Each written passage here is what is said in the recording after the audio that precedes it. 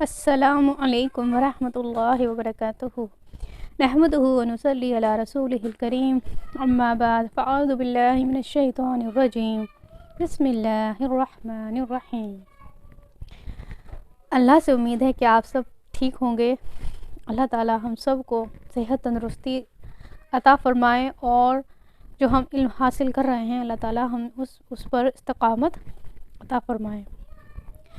آج میں نے جو ہمارا روٹین کا ہے سورہ بقرہ کی ہم تفسیر اور ترجمہ کا جو ہمارا سلسلہ چل رہا ہے، اس کے علاوہ میں نے آج ایک اور نیا ٹاپک رکھا ہے جو بہت ضروری ہے، جو مجھے لگتا ہے کہ اس کے بارے میں ہمیں ڈیٹیل میں جاننا چاہیے، کیونکہ وہ ہمارے عمل کا بہت ضروری حصہ ہے۔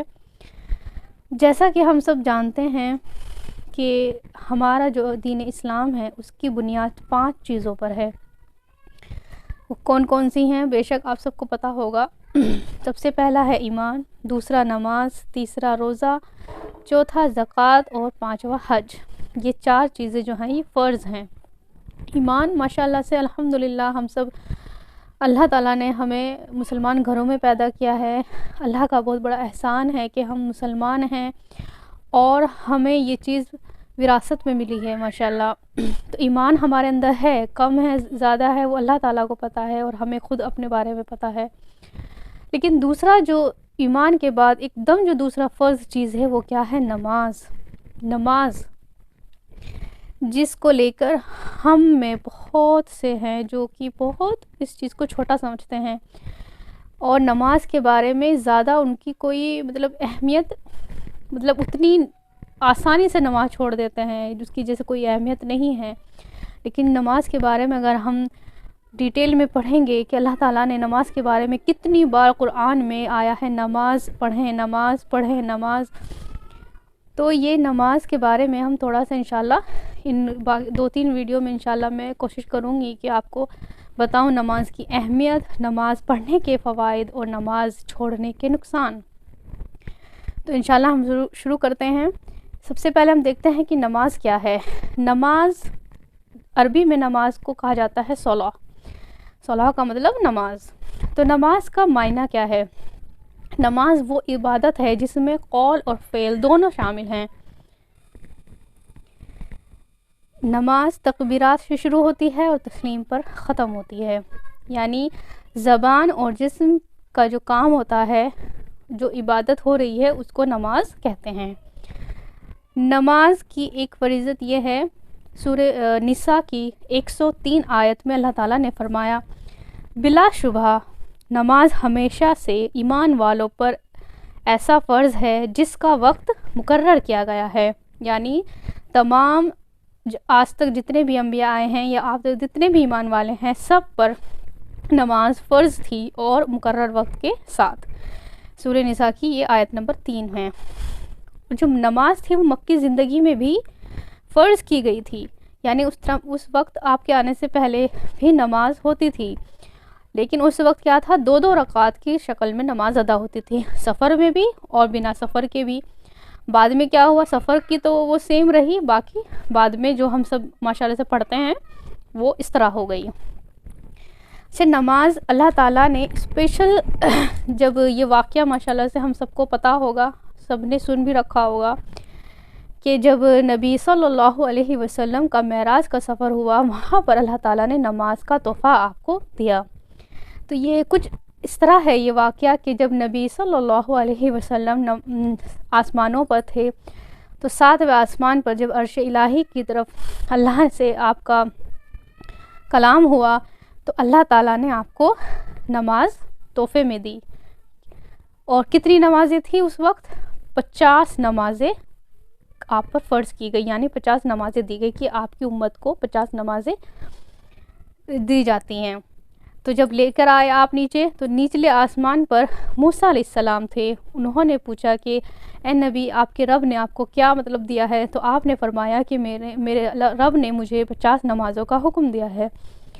تو موسیٰ علیہ السلام نے فرمایا کہ یا نبی تمہاری امت میں اتنی طاقت قوت نہیں ہوگی کہ وہ 50 نمازیں ادا کر پائے ایک دن میں، آپ واپس جائیے اور اسے کم کرا کر لائیے۔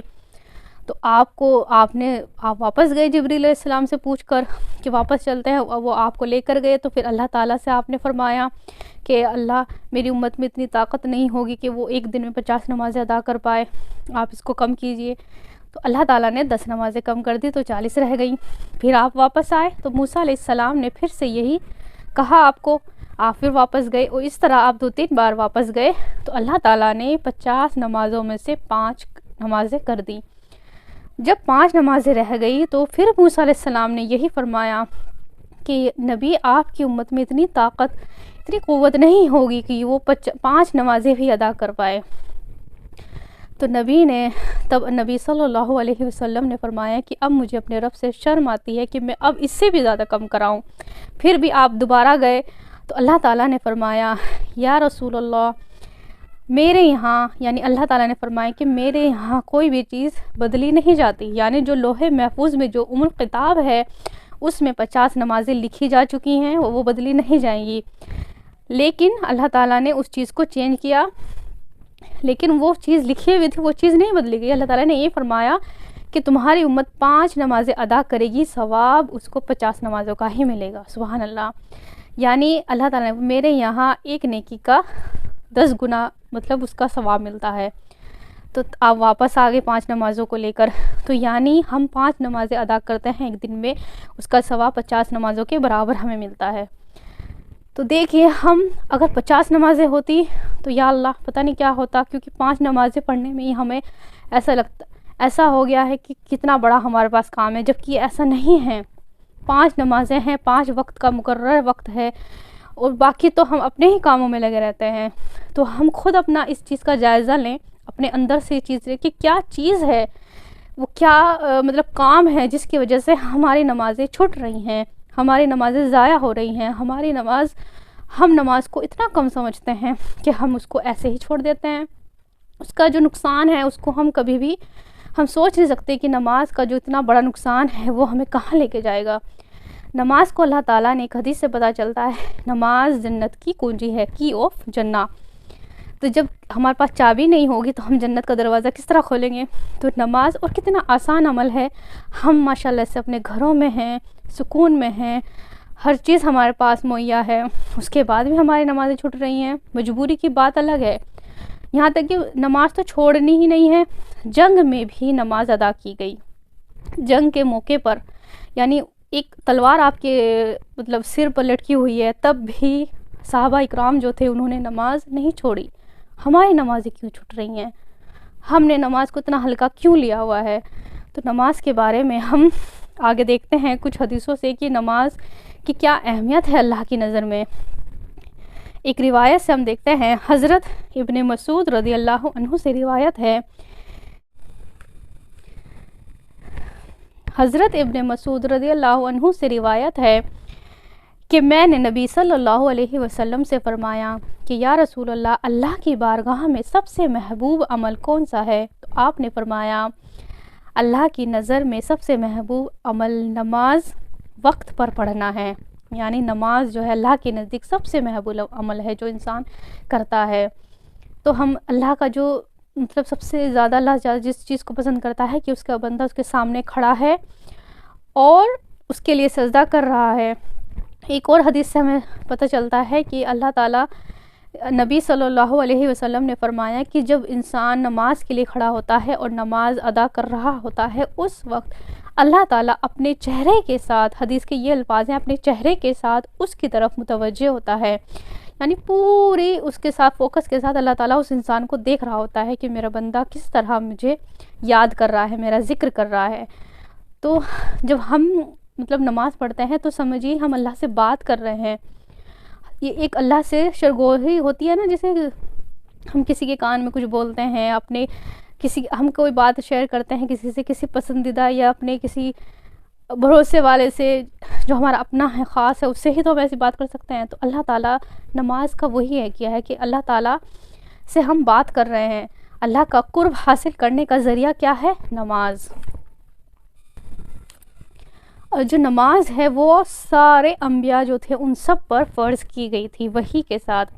سورہ انبیاء کی آیت نمبر 73 سے اس کا مفہوم ہم دیکھتے ہیں، اور ہم نے ان کو ایمان والا بنایا جو ہمارے حکم سے رہنمائی کرتے ہیں، اور ہم انہیں نیکی کی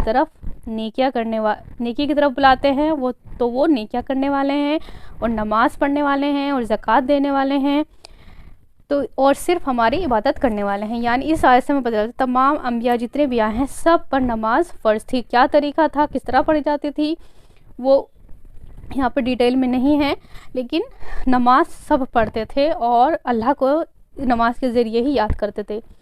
اللہ تعالیٰ نے قرآن میں بار بار کہا ہے قاموا الصلاۃ، نماز ادا کرو۔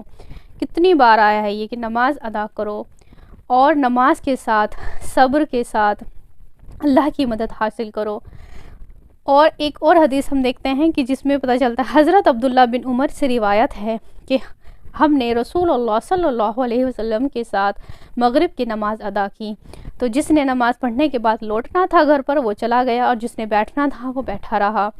تو آپ آئے، آپ بیٹھے، جیسے آپ تھکے ہوں ایسے آئے، اور آپ نے فرمایا کہ آسمان کا ایک دروازہ کھلا ہے، اور اللہ تعالیٰ فرشتوں کے ساتھ اپنے بندوں پر فرق محسوس کر رہے ہیں، یعنی گرو کر رہے ہیں۔